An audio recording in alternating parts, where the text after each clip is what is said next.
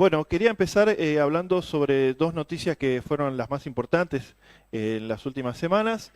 En primer lugar, tenemos los registros. A mí siempre me gusta decir que no está bien dicho el mes más cálido de la historia, porque no sabemos la historia qué fue lo que pasó, sino más bien lo que tenemos que decir es el mes más cálido del que se tuvo registros, y eso es lo que estamos viendo en pantalla. De todos los registros que se ha tenido a lo largo de estos últimos años, los meteorólogos que vienen llevando todos estos gráficos y todos estos estudios, han podido certificar que el mes de julio del 2023 ha sido el más cálido del que se tiene registro. Bien, llegando a tener la superficie de la Tierra tiene un promedio de unos 14,8, 15 grados. Bueno, hemos alcanzado los 17,2. Bien, siguiente por favor. Así que vamos a ir viendo una serie de gráficos. ¿Qué significa esto?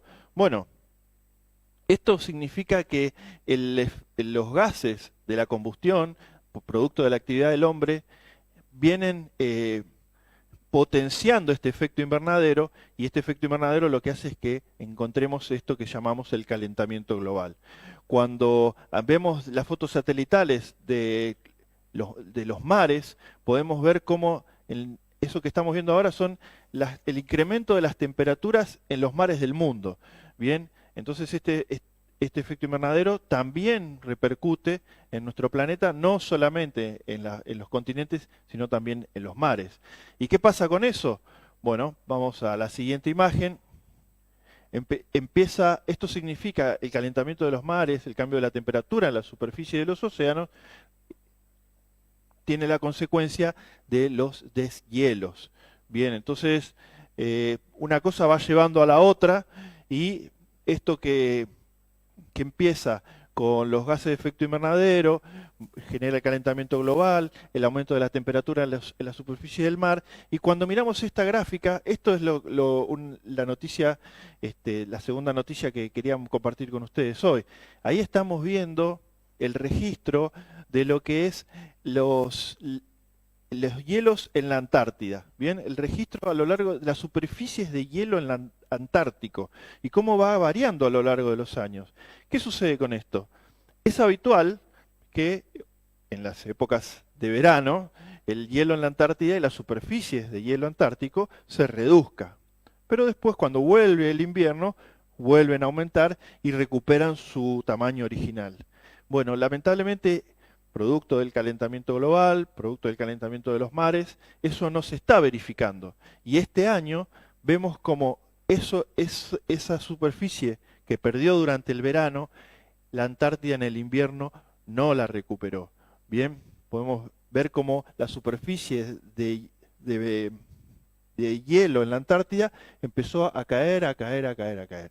Esto generó alerta, por supuesto, entre los científicos, en toda la comunidad científica, pero también generó, podemos pasar a la siguiente, una gran confusión, porque se empezó a hablar desde los medios de, bueno, ¿y por qué la Antártida está más chica? Esto se debe a que se está derritiendo.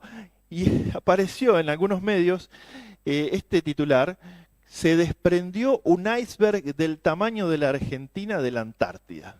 Bueno, alerta total, incluso preguntaban si esto afectaría, chocaría contra el continente, si el rompehielos Irizar chocaría contra este iceberg.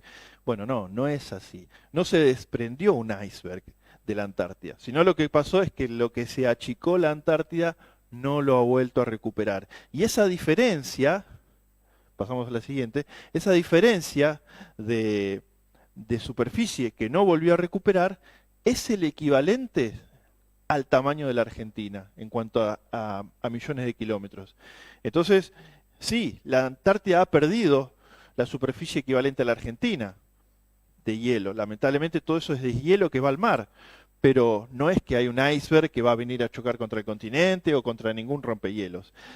Incluso, esta me pareció la más curiosa de todas las noticias, hay una crónica que dice: misterio en la Antártida.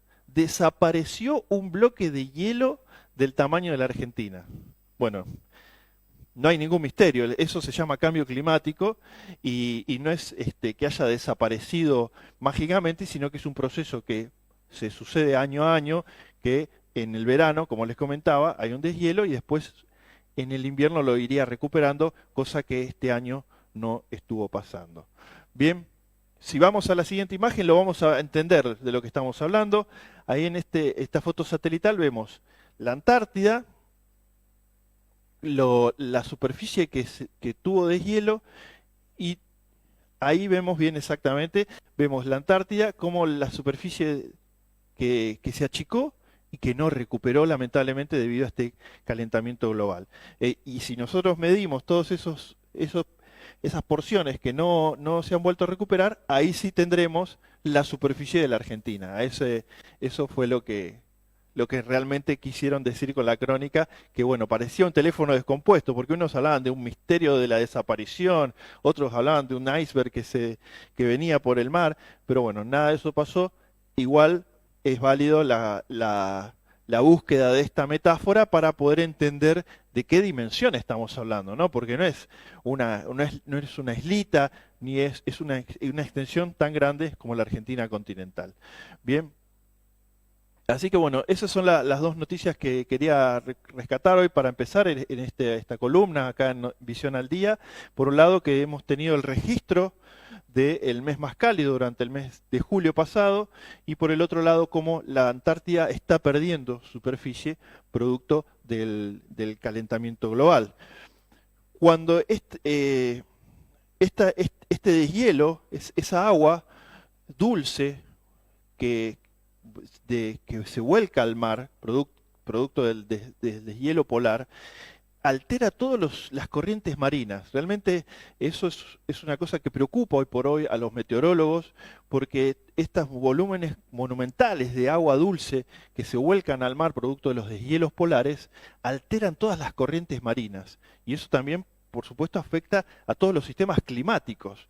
Entonces, podemos ver cómo aparecen, bueno, consecuencias como el Niño y la Niña que conocemos en el Pacífico Meridional, y la gente del Servicio Meteorológico Nacional decía, bueno, estamos entrando en un área de impredictibilidad. O sea, estamos entrando en un terreno tan desconocido que ya se nos vuelve difícil hacer un pronóstico de lo que va a pasar, ¿bien? Porque justamente es un mundo desconocido, el en el que las corrientes de los mares se alteraron y bueno, las predicciones es muy difícil de hacerlas. Para cerrar, una noticia de hoy, justamente consecuencia de esto, es como hoy, en agosto, en invierno, en Misiones, estamos con riesgo de incendios, producto del viento y el calor intenso que estamos teniendo en este invierno, que bueno, justamente tiene que ver con esta consecuencia de cómo los sistemas climáticos se van alterando. Todo esto se puede frenar, todo esto se puede trabajar de una sola manera, empezando la acción climática para mitigar las emisiones de gases de efecto invernadero, para que empecemos entre todos a trabajar en la adaptación y a la nueva realidad y a la mitigación para que el calentamiento global empiece a detenerse. Así que bueno, esto fue un poquito lo que queríamos hablar desde Visión al Día esta semana con referencia a los temas ambientales. Buenísimo, así que Eduardo, agradecido. Seguramente te vamos a tener una o dos veces por semana con Sí. tu columna habitual. Gracias, Así que, sí. tremendo. Entonces, no se dice el mes más caluroso del año, se dice que se tuvo registro, ¿no? Claro, no se dice de la historia. Claro, De la historia no sabemos qué pasó hace. Ujú. Se dice de lo que se tiene registro. De lo que se tiene registro.